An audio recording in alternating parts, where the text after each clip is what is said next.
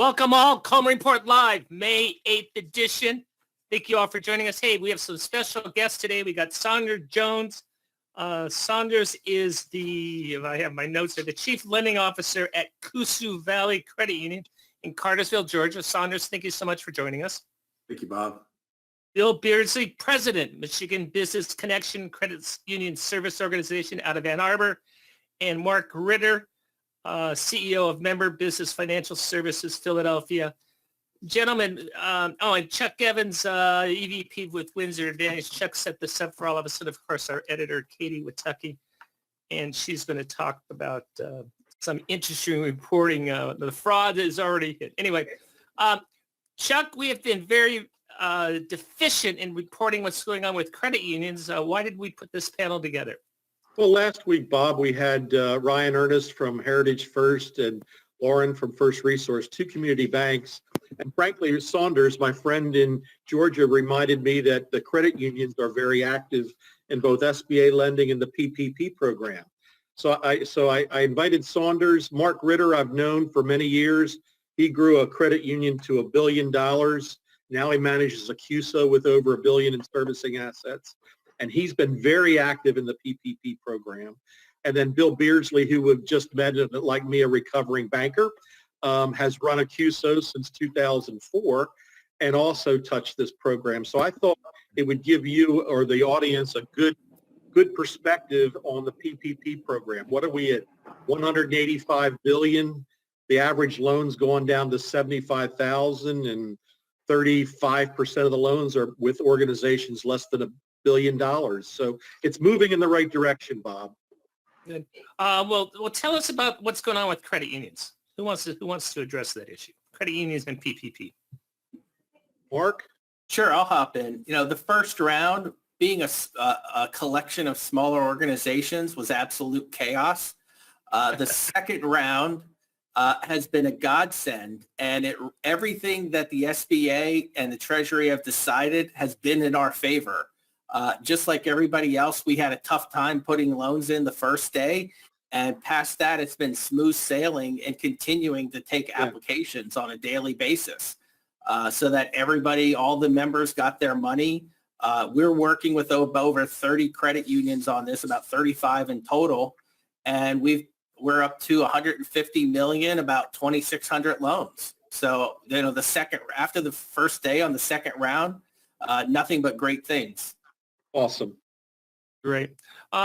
Tell me, I know there are some people out there who don't know what a CUSO is. Bill, what's a CUSO? Probably the best way to look at it is a shared risk, shared cost commercial lending company. So credit unions got into the commercial lending space, most of them between 10 and 15 years ago, and they had a decision to make as to whether or not to fully staff their own commercial loan departments with lenders and underwriters and all of that, or whether they could team up with each other to share that cost. So CUSOs got going, most CUSOs got going about 10, 12, 15 years ago, because you had credit unions who said, we want to do this, but it'd be better to share the risk and share the cost. Share the cost, yes. Tell me about, I blanked with my question. I guess I'm allowed to do that. You are. I know the question. Is there a limit on commercial lending for credit unions in your portfolio? I'll take that. As a credit union, that's the biggest difference between the banks and the credit unions is the limit of the member business loans that they can do. It's limited to 175% of the capital of the institution. The great thing about the SBA program is that the guarantee portion of the business loan does not count towards that cap. So SBA loans are a great way for credit unions to maximize the dollars spent in their community for business loans, and that's a great reason why we're a part of the SBA program as a credit union. Saunders, what percentage of credit unions participate in the SBA lending program? I don't know that statistic, but it's more now than it used to be. Right, that I know. I'm with you. Yeah. I don't have stats at my fingertips. But I will tell, as we talked earlier, I think that if the SBA does this right with the PPP program, I think that they can. This be the best PR move they can do. If they land the plane on the forgiveness this will be the best thing. They'll have more banks and credit unions being cheerleaders for the SBA program now than ever before. Awesome. Tell me about the, yeah, I don't want to go there. Let's do this. Let's go to the poll question, Joseph.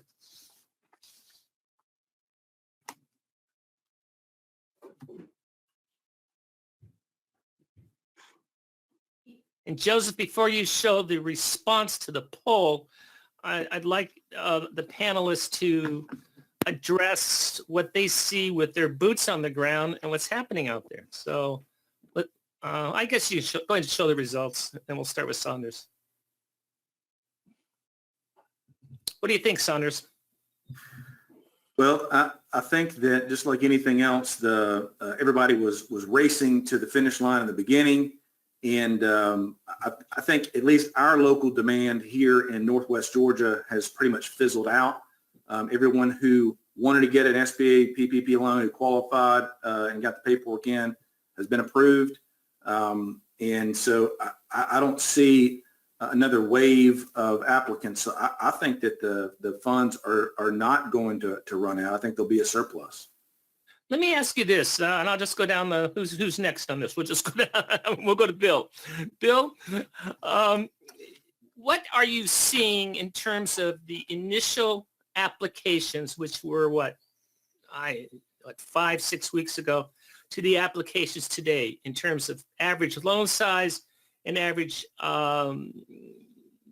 presentation competence of the applicant?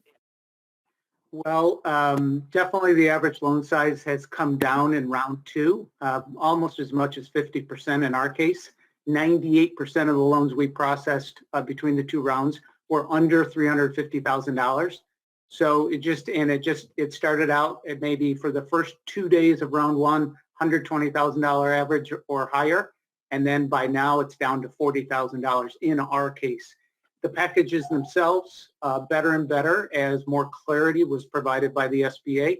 And frankly, as our credit unions got better at assembling the packages with the borrowers, communicating what was really needed and getting it to us for processing. Nice, very nice.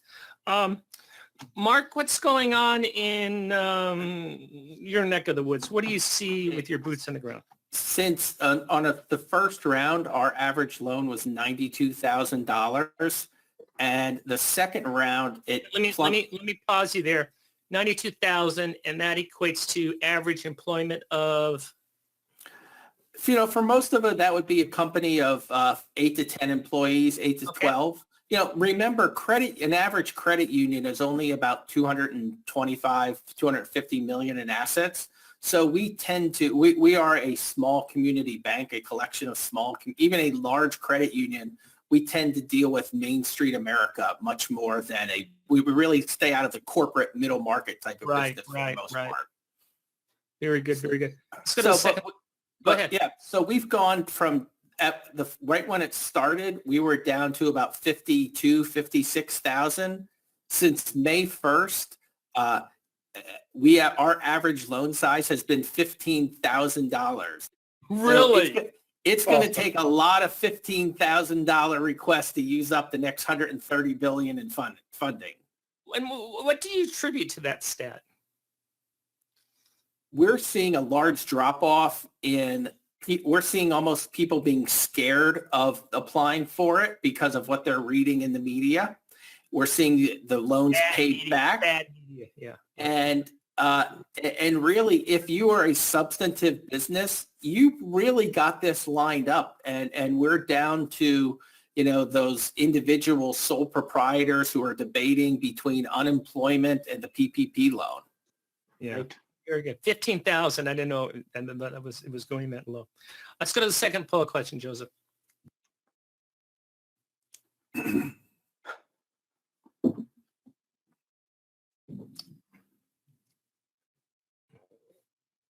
Joseph, I'm going to have you come on. I don't think we can get you on camera. I want you to come on and give a little backstory of what SBA reached out to us and just give the backstory of the story that was released to all the mainstream media and how did SBA respond to us.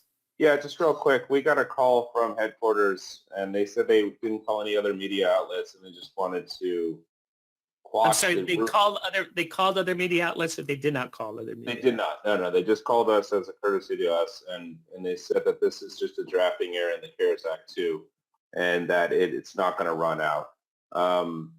They called and because there's been a ton of concern and worry about that, obviously.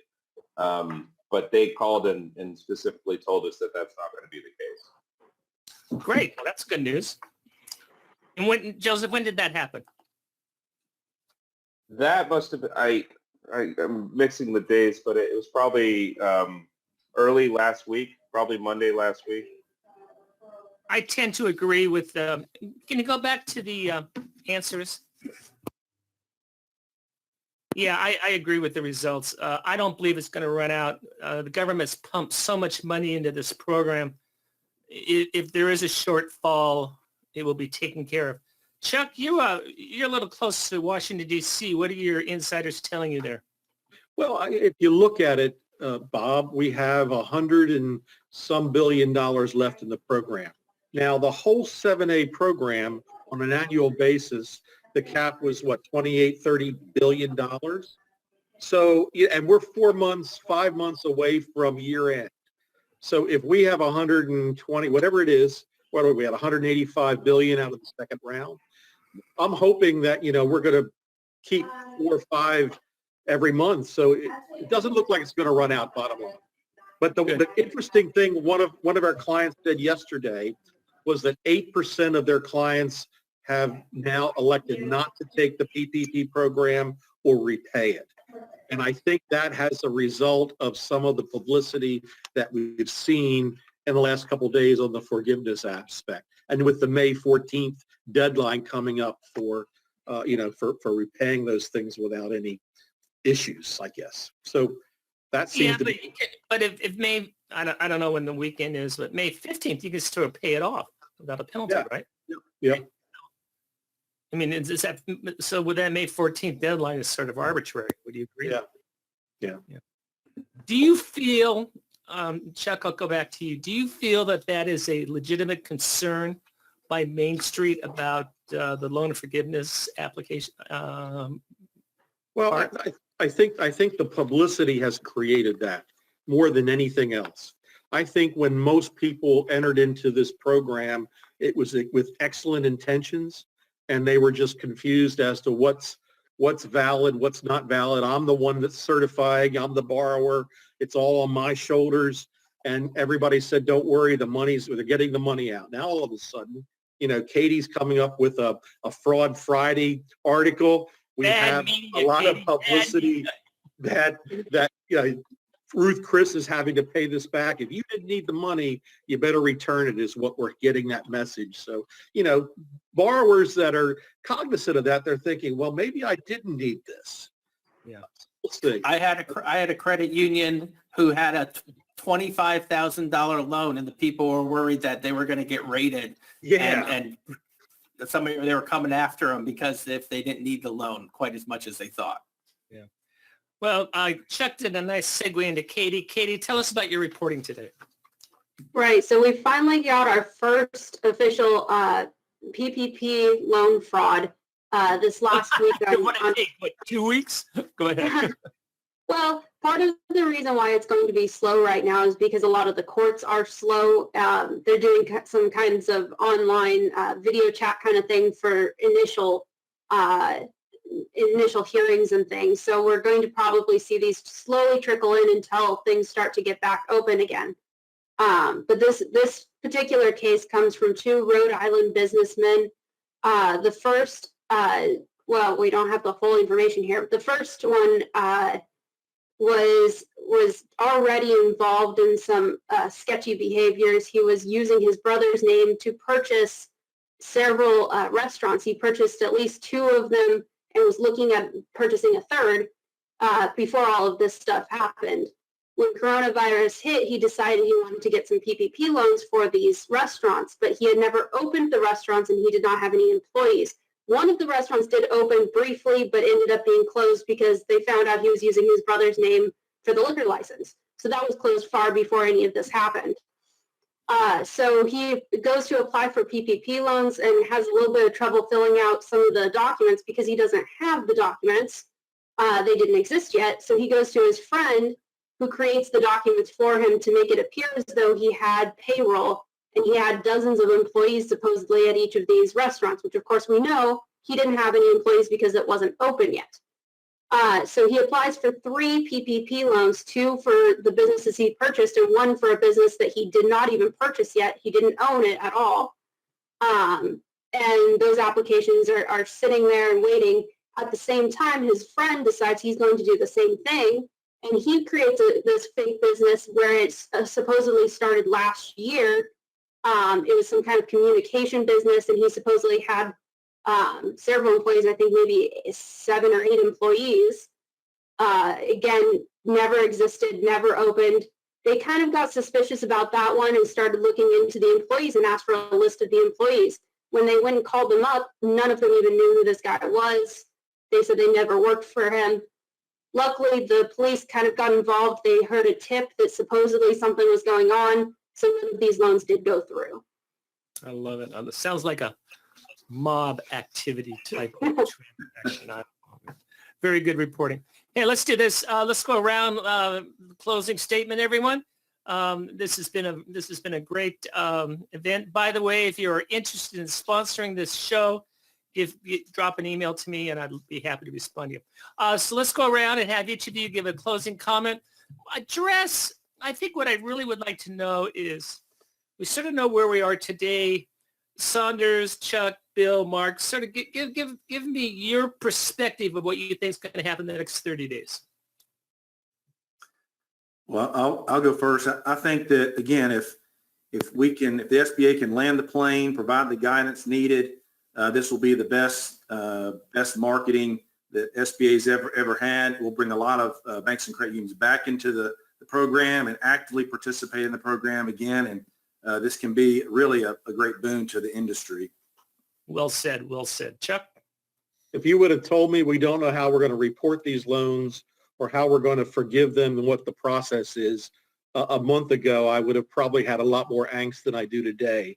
But like Joseph said last week, we're on a plane and we're building it as we're flying along. So we're going to hear next week about 1502 reporting and forgiveness. And so those things are coming down the pike. Let's get through that. Let's make this a successful program.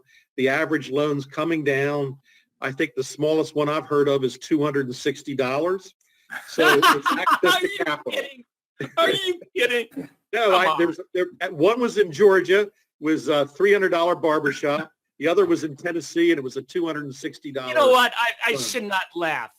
That's great. It is. It's good. It's awesome. Yeah. And for barbershop, $300, maybe $10 million makes the headlines, not the $300 barbershop. Yeah, that's what we're here for. Payroll or pays electricity. So I will back off on my elitist snarky laugh, although that is funny. Chuck, have you heard anything when the forgiveness guidance is coming? Next week, from what I understand.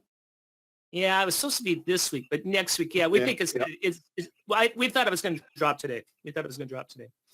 Bill?